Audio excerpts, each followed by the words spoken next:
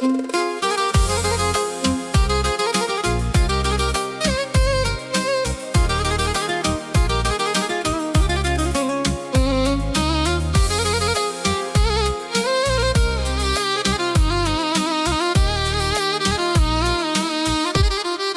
întors după 20 de ani acasă, cu dorul adunat din mii de zile grele. Am lăsat străinătatea în urmă pentru o clipă, să-mi văd din nou ograda și locurile mele. Mergeam pe drumul vechi cu inima grăbită, parcă eram copil și alergam spre-ai mei. Dar când am ajuns la poartă, m-a cuprins tăcerea, că n-am mai găsit nici casa și nici glasul lor de ieri.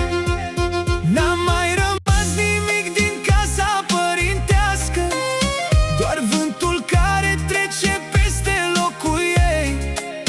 Dar închid ochii și o văd cum mă așteaptă, cu mama la fereastră și tata lângă ei. N-a mai rămas nimic, doar dorul care doare și pașii copilăriei pierduți prin amintiri. Că uneori o casă nu se pierde când se dărâmă, se pierde când pleacă cei pe care i-ai iubit.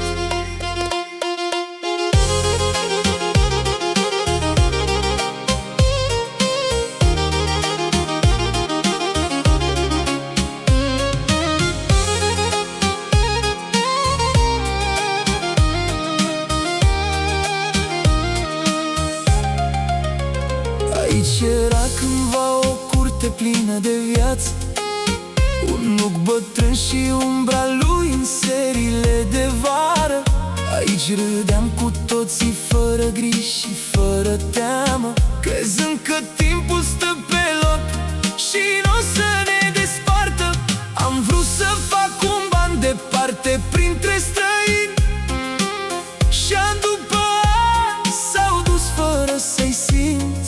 Dar azi aș da tot ce-am strâns în lumea asta mare, să mai aud odată: bine ai venit, copilul meu.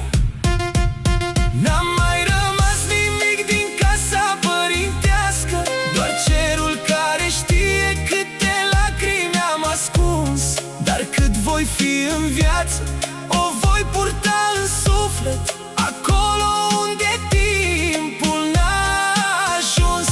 Și chiar dacă din casă n-au rămas nici ziduri, nici poarta care scârțâia cândva, vor rămâne pentru totdeauna vii în mine. Mama, tata și copilăria mea cu drag.